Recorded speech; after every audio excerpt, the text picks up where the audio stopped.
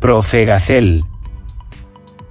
Las etapas de la civilización griega en la antigüedad. Capítulo 3. El dominio macedónico durante el periodo de la Grecia helenística. Durante el siglo IV a.C., las polis griegas están bajo una profunda crisis y su debilidad es evidente. Es entonces cuando el ejército del rey Filipo II de Macedonia, allá por el año 338, invade el territorio griego y somete a su dominio a todas las polis griegas, a excepción de Esparta, que consigue mantener su independencia. Pero cuando se preparaba para la conquista del territorio persa, en torno al año 336, Filipo es asesinado en extrañas circunstancias. Así sube al trono su hijo, Alejandro Magno, quien bajo un grandioso ejército, consigue la conquista del imperio persa, derrotando a Darío III.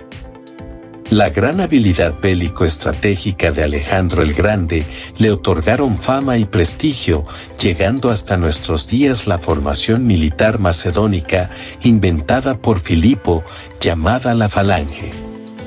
Así, el territorio conquistado por los macedonios se extendía desde la península balcánica hasta el río Indo, ocupando regiones como Grecia, Persia, Mesopotamia, la India y Egipto. Más tarde, en el año 323, Alejandro Magno muere en Babilonia por una enfermedad desconocida. Este acontecimiento supondría la fragmentación del imperio entre sus principales generales debido a una serie de enfrentamientos por el poder. Por ello el imperio macedónico se acaba dividiendo en 3 regiones autoproclamadas monárquicas, denominadas diadocos, es decir, sucesores, a partir del año 281 a.C. La primera estaba formada por Macedonia y Grecia, y fue dominada por la dinastía de los Antigónidas. La segunda estaba en Egipto, y fue controlada por la dinastía ptolemaica. Y la tercera estaba en Asia Menor, desde Mesopotamia hasta Persia, y fue tomada por la dinastía seleucida. Durante el periodo helenístico, se crean numerosas ciudades, como es el caso de Alejandría, en Egipto.